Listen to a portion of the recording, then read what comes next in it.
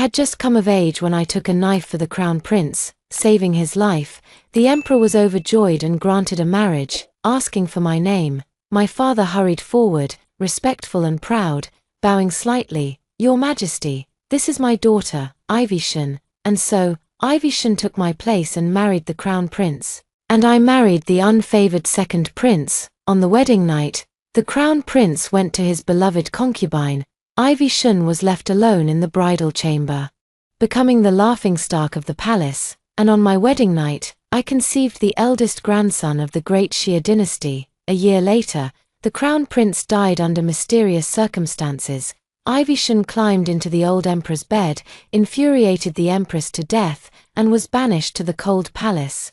With the crown prince gone and the eldest grandson born, the second prince gained much favor from the emperor. When the barbarians invaded, the second prince led the troops into battle, defeated the barbarians in one fell swoop, and was promoted to crown prince, and I became the virtuous and praised crown princess, the perfect helpmate. On the day he was crowned emperor, as the empress, I pardoned my sister, who had been confined to the cold palace, at my father's desperate plea. When we met again, her face was weathered, her eyes filled with a chilling glare. Why are you the empress? I am the one destined by fate. After saying this, she lunged at me without a hint of hesitation, thrusting a dagger fiercely into my heart. Bleeding profusely, I used the last of my strength to strike her down from the city wall with a single palm, but the husband who protected me whispered softly in my ear, "My dear queen, farewell on your journey. One reborn to seize the throne." When I opened my eyes again, it was the moment my family was plotting to take away my wealth and status. Ivy-shan, the legitimate daughter of the Shan family, is both virtuous and talented. She risked her life to save the crown prince, and her contributions are undeniable. She especially granted marriage to the crown prince. Zara-shan, the illegitimate daughter of the Shan family, is granted marriage to the second prince. A single stroke of the sword brought 2 marriage proposals, and father was overjoyed holding the imperial decree. Clearly, it was a marriage I earned with my life. Yet father intends to have Ivy-shan take my place, hoping she can become the queen of the nation. Father, I won't change. I will marry the second prince. Ivy-shan suddenly started shouting loudly. It turns out, she has also been reborn. In my previous life, my father and stepmother made me and my sister swap identities, causing me to marry the incompetent second prince and ultimately die tragically at the hands of Ivy-shan. In this new life, I will definitely reclaim everything that belongs to me. Nonsense.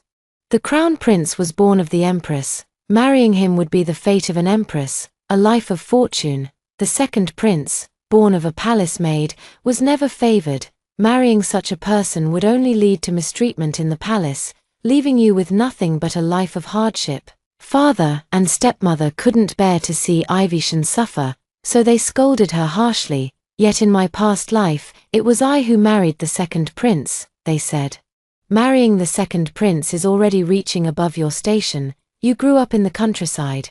Your character isn't fit for the crown prince, unlike Ivy-shan, who is a talented woman. Father, the crown prince is frail and sickly. If it weren't for Zara-shan saving his life, he wouldn't have survived until now. Although the second prince is not favored, he is still the emperor's son and could inherit the throne in the future. Ivy-shan whispered in her stepmother's ear for a while. The stepmother's face turned pale and then flushed with anger. She bit her lip, as if making up her mind about something, then turned and murmured in father's ear. I watched them whispering secretly and quietly finished a pot of tea. The matter was put on hold because of Ivy-shan. After some time had passed, a flood indeed broke out in Qingju. Father, having heeded Ivy-shan's words, made preparations in advance and managed to hold back the flood's devastation. Not only did this prevent the people from being displaced, but it also earned him the emperor's praise. As a result, father was honored with the title of Duke of Zhonghua, and stepmother became a first-rank lady of the court. They became even more convinced of Ivy-shan's prophecies. Father brought up the matter of the arranged marriage again. He said, "Zara, you should marry the crown prince. Don't forget you're using Ivy's identity. Be careful not to give yourself away." I nodded obediently and said calmly, I am willing to marry the crown prince, but I want a grand wedding procession stretching for 10 miles. You're asking for the moon. Your father is only a third-rank military officer. Where would he get so much silver to prepare all that? Besides, Ivy also needs to prepare her dowry. My stepmother looked rather flustered and exasperated. I hadn't expected her to lose her composure so easily, come to think of it. It makes sense. My stepmother loves money so much. How could she be willing to spit out what she's already swallowed? I put down the teacup and glared, saying, then return my mother's dowry to me. If I hadn't lived through a past life, I wouldn't have known how much dowry my mother brought when she married my father. In my previous life, Ivy Shun flaunted in front of me on her wedding day, marrying the crown prince in grand style with my mother's lavish dowry. My father even advised me to be generous, saying, Ivy Shun is marrying the crown prince, we must show respect to the royal family. When it came to my turn to marry the crown prince, there was nothing left. My stepmother was a bit shocked. How did you know? My maternal grandfather was a royal merchant. How could the dowry compare to that of a mere county magistrate's daughter? You know very well what's in the treasury. I looked at my father with dissatisfaction. His eyes were evasive. And he did not deny it, trying to gloss things over by saying, you must consider your sister. With a determined look in my eyes, I threatened, what if I tell the emperor that it was me who blocked the blade, not Ivy Shun? How about that? Father finally showed his true colors and became furious. Are you trying to get yourself killed? If you betray us, you won't escape either. At worst, we'll all perish together. In my past life, I always held on to that tiny bit of father-daughter affection, believing that father truly cared for me. It wasn't until later that I realized it was nothing but repeated exploitation. I said it very calmly. Perhaps they saw my resolve, or perhaps they were thinking of how to scheme against me. But they actually fell silent for a moment, until Ivy Shun spoke up generously. Father, mother, just give that dowry to my sister. I'm going to be the empress in the future. So I don't need that little bit. Be the empress. I couldn't help but laugh. Well, thank you, sister. Ivy Shun looked at me with dissatisfaction and sneered. Let me tell you, Zara Shun, marrying the crown prince is no good thing. The crown prince already has someone he loves. You won't receive any favor. I thought to myself, isn't that still better than the second prince, that freeloading snake who bites the hand that feeds him? If Ivy Shun knew that aside from his decent appearance, the second prince was nothing but a weak and useless man, she definitely wouldn't be laughing. In my previous life, if I hadn't put on the mask and fought alongside him, how could the second prince have repelled the barbarians? In this era where a husband's status is paramount, how could a woman's prominence overshadow her husband's glory? Sadly, after all the effort I put into securing a kingdom for him, the second prince ultimately betrayed me and dealt me the final blow. Too misplaced marriage. Storm of fate. I got married on the same day as Ivy Shun. On the day of the wedding, I smoothly received my dowry and had a grand and glorious marriage. The crown prince's betrothal gifts were truly abundant. In my previous life, I truly envied Ivy Shun. The gold, the silver, the jade, carried in chest after chest, as if they were cabbages. This stroke of heavenly fortune has finally come to me effortlessly, without having to lift a finger, just like in the previous life. The second prince still only sent 2 boxes of cheap goods, ordinary calligraphy and paintings and simple jewelry. After all, he is not favored and has nothing impressive to offer. Ivy Shun's face visibly turned ashen, who told her to insist on marrying the second prince. Sister, what's there to be proud of in your husband's possessions? It's what you earn yourself that truly counts. The stepmother chimed in from the side, thanks to Ivy's cleverness. This flood not only got father and mother promoted but also earned a lot of silver. It really brings honor to them. Ivy Shun was extremely proud. My dowry was earned by myself. Ivy Shun's dowry was similar to mine. Even the wedding dress and phoenix crown were extremely alike. The wedding dress is made of gold-threaded cloud brocade, embroidered with eastern pearls and jade. The phoenix crown is a gold-threaded phoenix, inlaid with pearls and gemstones. I looked and finally understood. They really made a fortune from this flood, but I'm not the least bit envious. I only took what I deserved. The crown prince did not come to fetch the bride. It is said that he has not yet fully recovered and should avoid exertion. I remember when I blocked the knife, he fainted but was not injured. Can't make it, on purpose. Isn't it? The second prince, however, showed up looking quite presentable. Ivy Shun was even more delighted. The welcoming party for the crown prince consisted of military generals, his confidant Han Lin, and the palace matrons. The swaying sedan chair made me dizzy, and I nearly vomited several times. It rocked and jolted all the way to the crown prince's residence, the Eastern Palace. Inside, the room was magnificently decorated, with countless rare treasures and priceless artifacts. The inner chamber was filled with a sweet, intoxicating incense, just sitting by the bed.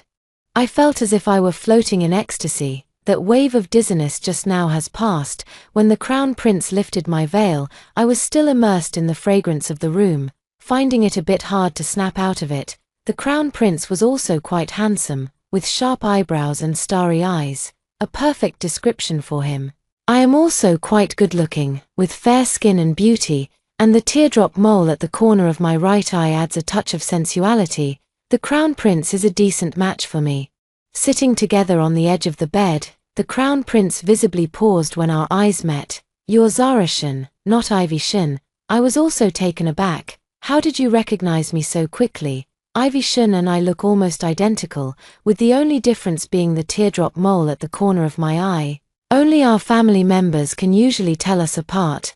Why could the crown prince recognize me at a glance? The crown prince stared at me for a few moments, pondered briefly, then reached out to touch the teardrop mole at the corner of my eye and murmured to himself, "It's real." A warm breath brushed against my face, and a restless desire welled up in his eyes. I found myself anticipating his next move. The crown prince curled his lips into a smile. Ivy Shun doesn't have a teardrop mole on her right eye. It's Zara Shun who has it. I touched the teardrop mole at the corner of my eye, feeling puzzled. How did the crown prince come to know this detail? Forget it. I have no intention of operating under the name Ivy Shun. I quickly knelt down and said softly, "Your Highness, please forgive me. I am indeed Zara Shun." The crown prince, however, was not angry. He gently lifted my chin, lost in thought, and said, "The Duke of Zhengguo, substituting the fake for the real, sending you a daughter of a concubine. Here, what is his intention? By the emperor's decree, the legitimate daughter of the Shun family is to be wed. I am indeed the legitimate daughter of the Shun family. My mother was the legal wife, though she passed away early. My father favored the concubine over his wife, so I was sent to the countryside since childhood. By chance, I took a knife for your highness." I lifted my sleeve, revealing the long, slender scar on my arm. The crown prince glanced coldly and said, "Do you know this counts as deceiving the emperor?" I shook my head and explained. The emperor arranged the marriage mainly because of the merit in saving his majesty. That person was indeed me. The name reported was my father's. So how could I be accused of deceiving the emperor? The crown prince smiled faintly and said, "Quite the silver tongue." The crown prince did not fly into a rage, nor did he press the matter further. As I had expected, he did not care who the crown princess was. I seized the opportunity to continue. "I wish to propose a deal with your highness." The crown prince was surprised. "Oh, what kind of deal?" "I know your highness is fond of consort Bai and wishes to be with her alone for a lifetime. I am willing to unconditionally cooperate with you, acting as the nominal crown princess. I seek no favor or affection, only to be granted freedom once you ascend the throne." He frowned, puzzled. "Why? This palace is a devouring place, filled with endless strife. I only wish to change my identity after everything is over. Find a place to settle down, and live a peaceful life." The crown prince remained silent for a long time. Seeing that he had no intention of asking further, I breathed a sigh of relief, but he made me kneel for a long time. He sat by the bedside, watching me intently. My heart was racing with 100 galloping horses. Yet I dared not move, my knees occasionally protesting in discomfort. "After all, I am a woman too. Couldn't you be a bit more considerate?" After a long pause, the crown prince finally said slowly, "Get up." He patted the edge of the bed, signaling for me to sit. I timidly took a seat to the side, thinking to myself, Why hasn't he gone to find his beloved concubine yet? The crown prince grinned mischievously and said, I don't agree. The Duke of Zhengguo submitted the wrong name, which is deceiving the emperor, and you, by concealing it, are equally guilty. Even if you have the merit of saving me, death may be spared, but punishment is inevitable. You have no equal bargaining chip to trade with me. Your only choice is to obediently stay by my side as the crown princess, and I will protect you. It's said that the crown prince is of mediocre talent. But that must be a rumor. The one before me doesn't seem easy to fool. I was so shocked I was at a loss for words. In my previous life, the crown prince didn't care about the crown princess's life or death at all. Why is your highness protecting me? I was anxious and puzzled. Why is this crown prince so different from the previous life? The crown prince laughed heartily. Isn't that obvious? Because you saved me. I relaxed a bit. This crown prince still has some conscience. Would you like me to stay? The crown prince asked gently. The fragrance in the room grew increasingly rich. Somehow, I began to feel warm. And the warmth turned into restlessness. Looking at him, I felt a strange sense of quenching my thirst. Unconsciously, I moved closer and blurted out the truth. Are you up for it? After all, the crown prince in my previous life died on the bed of his beloved, and I wonder if he was exhausted to death. I quickly covered my mouth, but it seemed too late. The crown prince was visibly angry. His eyebrows were even contorted. Who told him to be so weak? Poor me, I couldn't even ask. The night is short and sweet, lasting until dawn. I think the crown prince might have a bit of a thing for me, right? At least in terms of appearance, he seems quite satisfied. I vaguely heard the nanny urging us to serve tea. The moment I tried to get up, the crown prince pushed me back down and coldly snapped, "Don't bother. I dare not move anymore. Anyway, I'm sleepy." Half an hour later, the crown prince and I slowly arrived at the entrance of the empress's palace. Riding together in a palanquin, Ivy Shun and the second prince had actually been waiting at the palace entrance for half an hour, yet the empress still hadn't summoned us. As I stepped down from the palanquin, Ivy Shun was glaring at me with gritted teeth. I could understand her anger. After all, in the previous life, Ivy Shun had walked alone to offer tea and was punished by the empress to stand at the door for 2 hours. It was the crown princess's fault for failing to keep the crown prince on their wedding night, and both the second prince and I, having successfully handed over the handkerchief, were not troubled by the empress. A matron from the palace came out and said that the empress was summoning us.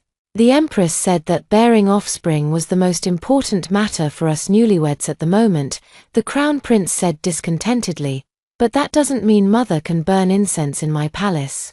The empress smiled faintly. Consort Bai suffers from uterine coldness and is not suited for bearing children. I know you favor her, but producing heirs is also your duty as the crown prince. Ivy Shun and I exchanged a knowing glance, finally understanding why we were irresistibly drawn to the crown prince. The difference was, Ivy Shun was rejected by the crown prince, while I successfully consummated the marriage.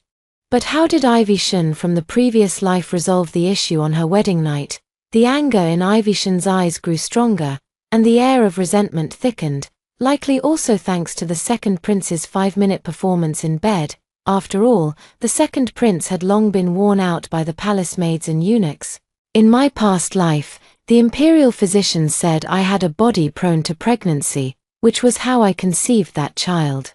Ivy Shun's experience last night probably wasn't as wonderful as she had imagined. The crown prince's reaction was rather indifferent. It wasn't that he truly intended to hold the empress accountable. Your highness is truly fortunate. I am far from matching you. The second prince rarely spoke up.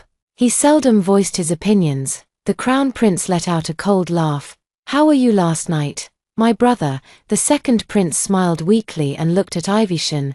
Zara is very hardworking. Ivy Shun, however, became shy and even covered her face with a handkerchief. The queen looked at the handkerchief and was overjoyed. The emperor is hoping for an heir. The imperial astronomer said that the Shun family's daughter has the appearance of a phoenix and is sure to bear a dragon's son. You too must put in more effort. I await your good news. No wonder I had such good fortune in my previous life, sailing smoothly through the royal family. It was all thanks to my fertile womb. I just don't know if Ivy Shun has such good fortune. The Empress invited us to dine together.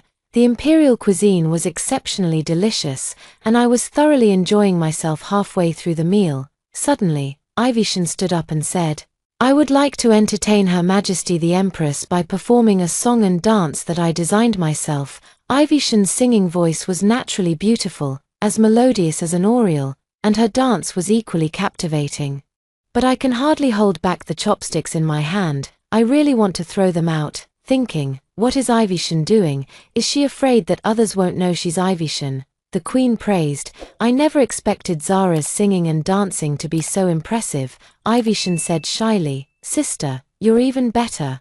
She deliberately looked at me. "Right, sister, I'm busy eating the pork knuckle and feeling a bit displeased, so you're just here to watch me make a fool of myself." Unfortunately, Ivy Shun's plan backfired. "I'm not falling for her tricks," I replied truthfully. "I only enjoy wielding swords and spears. I'm not skilled in dance or music." The second prince laughed. "Everyone says Ivy Shun is both beautiful and talented in the Xia dynasty, so how could you not know? I've heard Zara Shun is skilled in martial arts. Could it be that you're not Ivy Shun?" I thought to myself. The second prince is asking so directly. Could it be that he also noticed Ivy Shun isn't Zara Shun?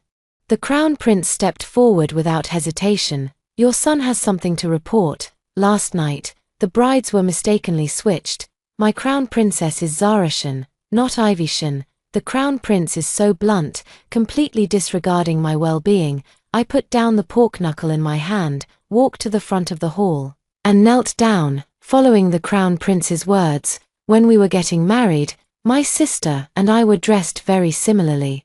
I nearly tripped before leaving, and in the chaos, my sister and I ended up in the wrong positions. The Empress was furious, slamming the table. "Since the bride was wrong, why wasn't she replaced immediately? And you even consummated the marriage." Ivy Shun, and the second prince all knelt down, not daring to speak. "Wasn't that all thanks to you, Mother?" The aphrodisiac incense was so strong, and it wasn't until after the deed was done that we woke up and realized the bride was wrong.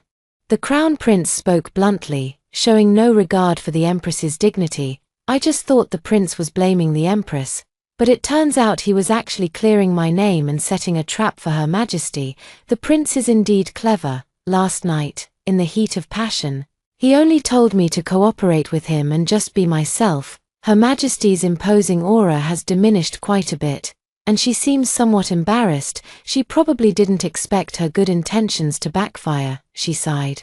"Since things have come to this, let's make the best of a bad situation. I will report this matter to the Emperor. From today onward, the Crown Princess shall be Zara Shun." I happily kowtowed deeply. I thank Her Majesty the Empress for her benevolence. Ivy Shun overreached herself, and she was quite frightened just now. But she was also happy, relieved that she did not use the name Zara Shun, dreaming of her future as a queen. Ivy Shun and I effortlessly reclaimed our identities. When I return home tomorrow, I will no longer be Ivy Shun. 3. The pain of severing ties. On the day of returning to my parents' home, the Crown Prince said he had matters to attend to and couldn't accompany me. He had Han Lin bring generous gifts and go with me to the Shun family. Ivy Shun stood at the door and, seeing that I had come alone, laughed so hard she nearly doubled over. "Sister, has the Crown Prince abandoned you?" I walked past her without wanting to pay her any attention. Han Lin, take the return gifts to my father's place. Ivy Shun watched Han Lin bring out the lavish gifts, gritting her teeth in anger, and shouted, "Zara Shun, don't get too cocky too soon." I went directly to the Shun family ancestral hall, leaving her to talk to herself. I knelt before my mother's memorial plaque, bowing in gratitude for her love and care in raising me. Ivy Shun stormed in, took down my mother's plaque, threw it heavily to the ground, stomped on it a few times, and looked triumphant. "You won't be the Crown Princess for long, no need to inform the concubine." I snatched the plaque from under her feet in anger, but my hands were trampled until they were covered in bloody marks. Upon closer inspection of the plaque, I realized that my wife had been changed to concubine. I angrily asked my father, "What is going on?" My father said with conviction, "Ivy is destined to be the Empress and needs the status of a legitimate daughter." Since you won't be the crown princess for much longer anyway, why not just give in to your sister? I was furious and heartbroken. I pulled out Han Lin's sword, cut off my sleeve, and said in utter despair, "Today, I sever ties by cutting my robe. From this day forward, I have nothing to do with the Shen family." No one expected that the crown prince would suddenly arrive with an imperial edict at this moment. The Duke of Zhonghua sold flood information to grain merchants in advance, causing rice prices to rise and profiting from the crisis, violating the principles of governance and disappointing the people.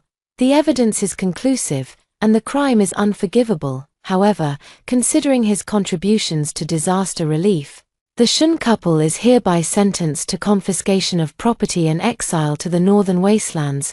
My father and stepmother wept bitterly, kneeling and begging me to plead for mercy on their behalf. I lowered my head, pretending to shed tears, covering half my mouth with a handkerchief, and said with a heartless expression, "We've already severed ties." The stepmother then turned to Ivy Shen, grabbing her hand and pleading pitifully, "Ivy, help me beg for mercy. I don't want to be exiled." Ivy Shen had no choice but to glance at the second prince. The second prince immediately slapped the stepmother's hand away, his face full of disgust. "Ivy, your parents are beyond saving. The emperor already dislikes me.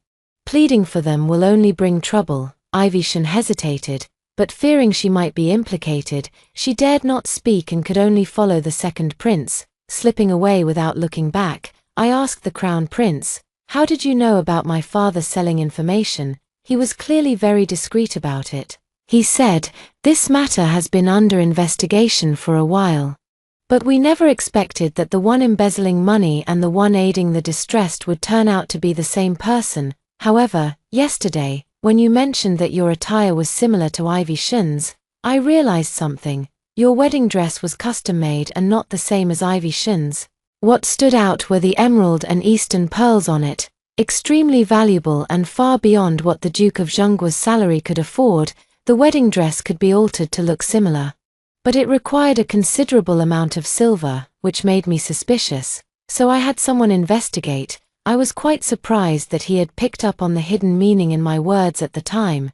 By the time we returned to the Eastern Palace, it was already very late. As the Crown Prince and I stepped into the Eastern Palace, a palace maid hurried over to deliver a report. "Your Highness, it has been 3 days since you last visited our mistress. She misses you so much that she has lost her appetite and has been bedridden for several days. Please go and see her at once." The Crown Prince's expression remained unchanged. This consort Bai is the one who holds the Crown Prince's heart. I assumed the Crown Prince would go to consort Bai's quarters, so I left on my own accord. "I am tired and will go back to rest now." As I turned around, the Crown Prince took my hand and said gently, "Where is the Crown Princess going?" I asked in confusion. "I'm going back to my room to sleep, then I will go with you. Tell your master, if he's sick, he should see the imperial physician. I can't treat illnesses, and my presence would be useless." The Crown Prince flicked his sleeve and then led me away. For the entire month, the Crown Prince stayed overnight in my Zhongsue palace every night, not once visiting consort Bai's quarters, yet everyone knew the Crown Prince favored consort Bai. Lady Bai was originally a palace made by the Crown Prince's side. To marry Lady Bai, the Crown Prince pleaded outside the Empress's palace for a full day and night before finally securing her the position of a consort. But now, has the Crown Prince shifted his affections to me? I was grinding ink, lost in thought. Completely unaware of the Crown Prince's actions, the Crown Prince wrapped his arms around my waist, rested his chin on my shoulder, and gently kissed me. "My beloved consort, what are you thinking about? You seem so lost in thought." I was somewhat startled. How could the Crown Prince be so frivolous? After all, this is the study, not a place for someone who should know propriety and integrity. My face flushed with embarrassment, and I was at a loss for what to do. My personal maid, Xiaoyao, came to report, "Consort Bai has taken her own life. Please, Your Highness, go and see." I quickly pushed his hand away and probed, "Your Highness, would you like to go check?" The Crown Prince lost interest and said sternly, "No, whether she lives or dies, it's up to her. Since I married into the Eastern Palace, Your Highness has never visited the concubine. if something happens. Outsiders will surely say I am jealous, and the public's criticism will drown me. I am willing to accompany your highness to visit concubine Bai. The crown prince was stunned for a few seconds. Deep in thought, then said, all right. He casually took my hand and called out, someone, prepare the carriage. Moonlight Palace. Consort Bai was holding a white silk ribbon, threatening to live or die, with palace maids and eunuchs gathered around in a flurry. Let go of me. I don't want to live anymore. The crown prince doesn't want me. What's the point of living? I walked to the door with the crown prince, while Consort Bai was making an even bigger scene. Kicking over the stool and waiting for the crown prince to save her, I had thought the crown prince would surely be anxious and take action, but he did indeed move, only to walk over to a nearby chair, sit down, and watch coldly, as if watching a play. I had no choice but to sit down as well. Fortunately, a quick-witted guard cut the white silk, and Consort Bai fell to the ground, saving her life. The white consort cried out, how can the crown prince be so heartless? It's only been a month. And you've already forgotten me, disregarding my life and death. She lay pitifully on the ground, her face somewhat pale, weak and fragile, yet still clearly a beauty in the making. Even I felt pity for her and wanted to help her up. I think it's time for the crown prince to take action. Concubine Bai probably thought the same, stretching out her hand and calling out, your highness, have you forgotten our vows? But the crown prince merely glanced at her indifferently and said, bring the person forward. I almost laughed out loud, desperately holding it in. This isn't a play, lives are at stake. The crown prince's men brought the person forward and forced him to kneel. This is a man dressed in peculiar clothing, with a pointed mouth, monk-like cheeks, and thin lips. His appearance doesn't look like that of a good person. He glanced at the white consort on the ground, then quickly averted his gaze. I suspect there's something going on between these two. The crown prince took out a small, delicate box from his waist and slowly opened it, holding it toward the man. What is this? Do you recognize it? The man glanced briefly and then lowered his head in silence. Consort Bai, what do you think? The crown prince turned the object toward Consort Bai, who appeared somewhat guilty, avoiding eye contact, responding softly, and pressing a hand to her chest. I don't recognize this disgusting insect. I curiously leaned out to look.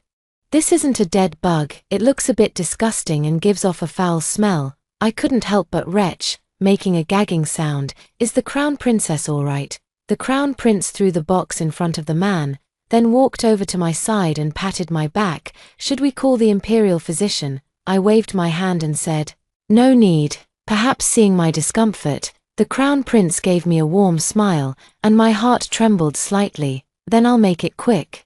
He returned to his usual cold demeanor and pointed at the box on the ground. Consort Bai, this is the poison you planted in me. Back then, you used this GU poison to control me and force me to become your consort. I have also uncovered everything your childhood sweetheart did. There's no use denying it anymore. The evidence is right on you. The lover's GU usually consists of two worms, a male and a female. If the male worm dies, the female cannot survive either. If the female worm isn't forced out of Consort Bai's body, her life will be in grave danger. I suppose that in the previous life, the crown prince died early, likely due to the poison's effects. It is said that Consort Bai enjoyed the emperor's favor every night, receiving endless affection. Could it be that the crown prince in the previous life died from exhaustion? After all, he was physically weak, but on the wedding night, he was still quite energetic. Consort Bai suddenly deflated like a balloon, sitting slumped, but the man, on the other hand, perked up. He pleaded, it was all Consort Bai who forced me to do it. I was just following orders. Your Highness the Crown Prince, please spare my life. Consort Bai was furious and slapped him hard across the face. When you lusted after my body, was that also my command? One woman serving two husbands. What a heavy taste. I looked at the Crown Prince with disgust and instinctively moved away. The Crown Prince quickly explained. I never touched her, I swear. Moonlight Palace instantly turned into a battlefield, as Consort Bai and her childhood sweetheart began fighting fiercely. The guards rushed in to intervene, trying to pull the two apart. The Crown Prince quickly escorted me away, leaving the scene to his trusted aide Han Lin. and simply said, "Take him to the dungeon for now, await further orders." 4. Palace intrigue. The Crown Prince and I arrived at the Palace of Gathered Elegance, where the imperial physicians were already waiting. Taking my pulse was unnecessary. With the experience from my previous life, I am well aware that I am merely pregnant. Touching my lower abdomen, I thought, in this life, I've given him a different father. I wonder if he will look the same as before. In my previous life, I only met my child once. After giving birth, I went off to battle. By the time I returned, I had no time to raise him, and then I died. I truly feel guilty towards him. And in this lifetime, I will certainly fulfill my responsibilities as a mother. The imperial physician congratulated her, saying, "It is a joyous pulse." The Crown Prince was overjoyed and generously rewarded the Zhongshui Palace. The Empress found out and generously rewarded the Zhongshui Palace. The Emperor was greatly pleased and generously rewarded the Zhongshui Palace. So it turns out this child has nothing to do with me or the Crown Prince, it's from the Zhongshui Palace. The news of the generous reward quickly reached the second prince's palace. Ivy Shun was furious, throwing things and hitting her belly. "Why are you so useless? Are you sure it's just a stomach problem?" The second prince was busy picking up the things Ivy Shun had thrown. Running around in a flurry, an antique vase was shattered, and he was heartbroken. As there weren't many valuable items in the palace, he finally lost his temper and shouted, "Stop it!" Ivy Shun glared at him. "What, am I not allowed to drop things?" The second prince immediately backed down and said timidly, "You can drop things, but not this. If your sister accidentally drops it, then wouldn't it?" He didn't finish his sentence, but Ivy Shun understood and smiled. "That brain of yours is actually somewhat useful." The second prince thought to himself, "All the ladies in the palace do it this way. I've heard it so many times.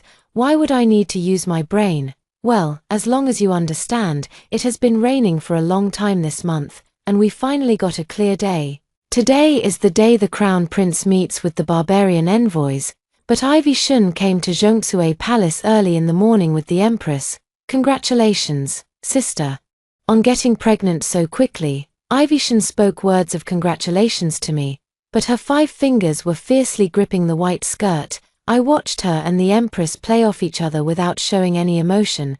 Ivy Shun said that the peonies and herbaceous peonies in the imperial garden are blooming beautifully. "Looking at beautiful things will make the baby beautiful when it's born."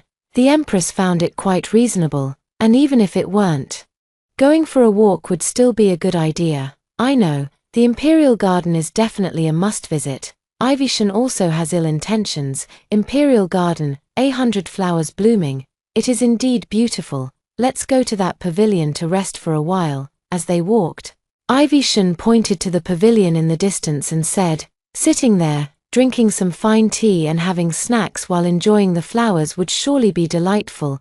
The Empress silently agreed, with the support of the peony. I walked carefully, unexpectedly. As I stepped onto the pavilion's stairs, my foot slipped. I instinctively grabbed Ivy Shun, who was walking in front of me. Perhaps I didn't control my strength well, and coupled with Ivy Shun's unsteady footing, she also fell forward. Peony grabbed hold of me, and I barely managed to stand. But Ivy Shun had truly fallen, her white dress stained crimson with blood. Ivy Shun's face was pale as she cried out, "It hurts." The Empress anxiously called out, "Summon the imperial physician." I watched coldly from the side. The imperial physician said, "Ivy Shun had a miscarriage. Since it was too early in the pregnancy, the symptoms weren't obvious, just as I expected. The moment I saw the red hem of her dress, I knew.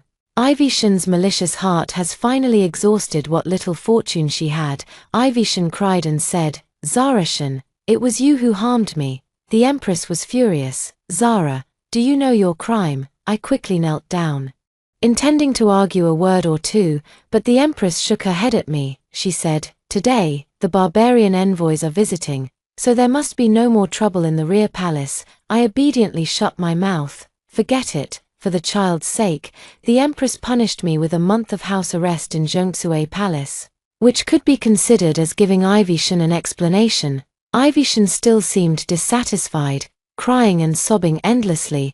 Her Majesty the Queen told me to go back and rest first. So as not to upset Ivy-shan here, I was obedient, though I was tired of hearing it anyway. I returned to the Palace of Great Brilliance, but the Crown Prince had not yet come back. I only heard that the meeting with the envoys from the barbarian tribes did not go very well. I knew that the war to subdue the barbarians was about to begin. Confined within the palace with nothing to do, I began embroidering sachets, one stitch after another. My lady, why didn't you say anything? Peony brought me the needle and thread, indignant. Clearly, someone smeared wax on the soles of your shoes. I remained calm and asked, have you found out who did it? Peony was very angry and said, the one responsible for the shoes is the new palace maid, Xiaotsue. Because she was nearly silenced, she confessed everything. The second prince's consort is utterly inhuman. She deserved to lose her child. I was neither angry nor annoyed, and continued busying myself with my embroidery. Keep Xiaotsue under custody for now. Provide her with food, drink, and shelter. To the outside, announce that she is dead. Understood, master. It's late at night. Let me help you change and rest. I nodded and put down the sachet I had just finished embroidering. 5 nighttime heart-to-heart, I lay in bed, unable to sleep, my mouth craving something to eat, tossing and turning. I faintly heard the sound of a window being opened, as the figure behind the curtain grew clearer. The intruder drew closer. I pulled out the dagger hidden under my bed, hid to the side, and prepared for a fight. When a large hand gently lifted the tent flap, I kicked him in the chest, holding a dagger, and stabbed toward him. It's me, a familiar male voice, with a slight cough, so ruthless, that kick.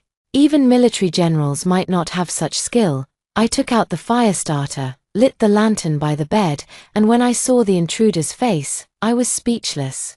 Your Highness the Crown Prince, why climb through the window when there's a door? Why didn't the night watch report you? The Empress ordered you confined to your quarters. So I had no choice but to climb through the window. The Crown Prince slowly approached me and said gently, the barbarian envoy tried to poison me, but I've already captured him. The barbarians intend to declare war, and my father, the Emperor, has sent me to fight them. I will set off tomorrow. I was somewhat surprised. I never expected the barbarians to act so openly and swiftly this time, and the Crown Prince managed to prevent it in time. In the previous life, the Crown Prince died mysteriously shortly after meeting with the barbarian envoy. The Crown Prince in this life is indeed different. The Crown Prince spoke very calmly, as if it wasn't something that had happened to him. Consort by was used by the barbarians to poison me with a GU toxin. The barbarian envoy, seeing that I was still strong and healthy, tried to send someone to have consort by administer another poison, but Han Lin caught them in time. Suddenly, he looked at me and smiled somewhat slyly. I also discovered something interesting. Han Lin found your sister meeting secretly with a guard, and the second prince was in a maid's room. It suddenly dawned on me, so Ivy-shan's child isn't the second prince's. The Crown Prince asked me, how do you want to handle this? I said, let Han Lin keep it for now. I took out the sachet I had just embroidered and hidden by my pillow, and tied it to the Crown Prince's waist. I reminded him, this contains the secret to defeating the barbarians. Remember to take it out and look at it before the battle. He nodded, looking at me with deep affection. I thought I would need to explain at length, but unexpectedly, he believed me without any explanation. I asked him nervously, why do you believe me? He smiled and said, I can read minds. I gave an awkward smile, treating it as if he were talking nonsense. But he believed it anyway. But there was one thing I didn't understand. You like me? The Crown Prince chuckled. You just noticed. I glared at him. I just don't understand where all this affection for me comes from. The Crown Prince reached out and touched my head, looking at me with adoration. Love at first sight. Have you heard of it? He said that in his country, monogamy is the norm, so he would also be loyal to me. I gave a fake smile. Li Shu. In the great Xia dynasty, having multiple wives and concubines is common. You're clearly trying to fool me. The Crown Prince smiled without saying a word. 6. Finally becoming Emperor and Empress. This battle lasted almost a year. Soon, news of the Crown Prince's complete victory in the great battle reached the palace. I also successfully gave birth to a son. The Emperor and Empress are both still alive. Ivy-shan urged several times. wanting the second prince to go to the battlefield. But the second prince was incompetent, lacking even the basic martial skills required to qualify for the battlefield. She couldn't stir up trouble anymore. The crown prince is about to return to the capital in triumph. I held our child and waited for him at the palace gate, thinking that life would be peaceful and serene. Unexpectedly, Ivishan suddenly rushed out from behind me, wielding a knife and stabbing toward me, shouting, "In the next life, I will surely be the empress." But the crown prince shielded me, taking the blow with his own hand to protect me. He said, "In that case, we're even." Ivishan was brought before the emperor and empress. I instructed Peony to release Xiaotsue and explain the whole story, meeting a secret lover, harming the royal heir, and attempting to assassinate the crown princess. Ivishan is considered beyond redemption and was executed on the spot. The second prince dared not utter a word. But I know it's not that he doesn't know how to bite, he just lacks the opportunity. Soon after, the emperor was nearing the end of his life, lying on his sickbed day after day. The second prince, with his privately trained death warriors, stormed into the imperial palace. Surrounded by heavy guards, I tied up my hair, donned my armor, and led a group of soldiers, breaking through the encirclement with my sword.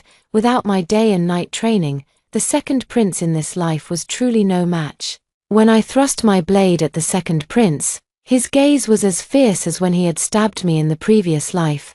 The crown prince hurried over, looking pleased. I've seen this look in books, heroic and dashing, the aura of a strong female lead. I blushed a little and nodded at him. I know it's just that your soul has been swapped. After the crown prince became emperor, I became the only empress in the harem.